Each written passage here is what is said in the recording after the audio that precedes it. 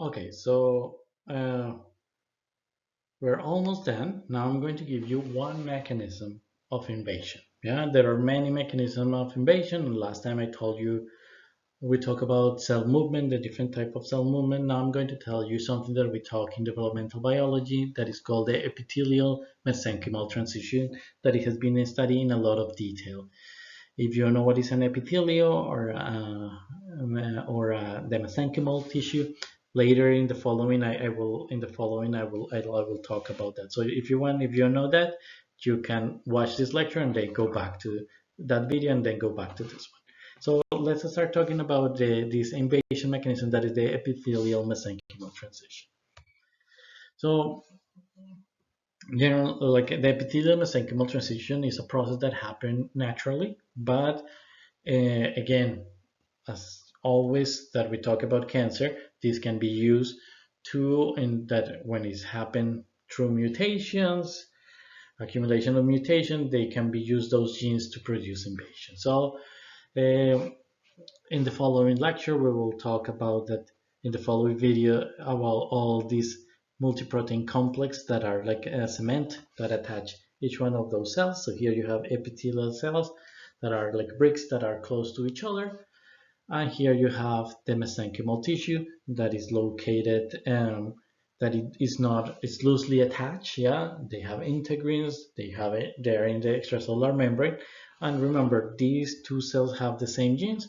So if you express those genes in a different way, you have a differential gene expression, you can cut this cement, or that are the multi-protein complex, the junctions, and you can change the cell shape, and you can now turn these cells into moving cells. And this happens during development, um, in early stages of development, and it can go in both directions. You can go from the epithelial mesenchymal transition, or you can go from a mesenchymal epithelial transition. And this could be happening in normal epithelial. However, again, if this happened because of mutation, it can be done in the wrong context, and it can lead to invasion. Okay, and there is a lot of molecules like snail, twist. There are so many that it have been detected that it can be involved in this process. And I don't want to overwhelm you more with you need to learn all these molecules, but you might hear in other lectures that they talk about this EMT, epithelial mesenchymal transition. And now I'm going to show you a small video to talk about the epithelial mesenchymal transition that I think is very good to summarize the topic. Here, we start out with an epithelial cell with its villi extensions. The cell then acquires Here, we start out with an epithelial cell with its villi extensions. The cell then acquires integrins, which help it attach to the basal lamina. Next, the cell develops its adherent junctions, which helps epithelial cells attach to one another. Following this, the cell develops its actin, and then its E-cadherins. The basal lamina appears, and then its apical polarity complexes.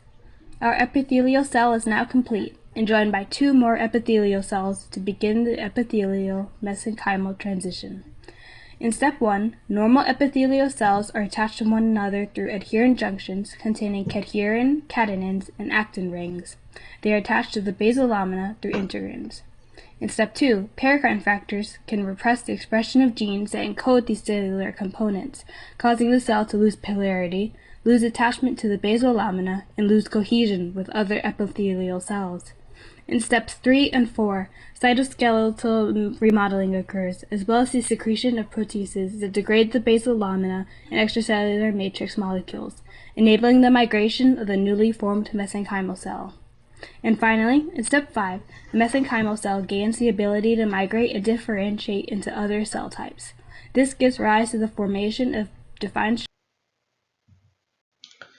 So I found again very cartoonish but very clear. And remember, cells acquire migratory and invasive properties that allow their migration to the extracellular membrane. Okay, so this process has been studied a lot in context of cancer. So here I'm just summarizing the relationship between the EMT and cancer. So here you have a normal cell, and you start forming, accumulating mutation. Then you have this carcinoma, yeah, an epithelial, a cancerous epithelial, and later on you start combining with different cells, and one of them can get this epithelial mesenchymal transition and go from this region into start able to migrate into another different regions, and it has been associated with this migratory progression, not in all tumors, but in some of them.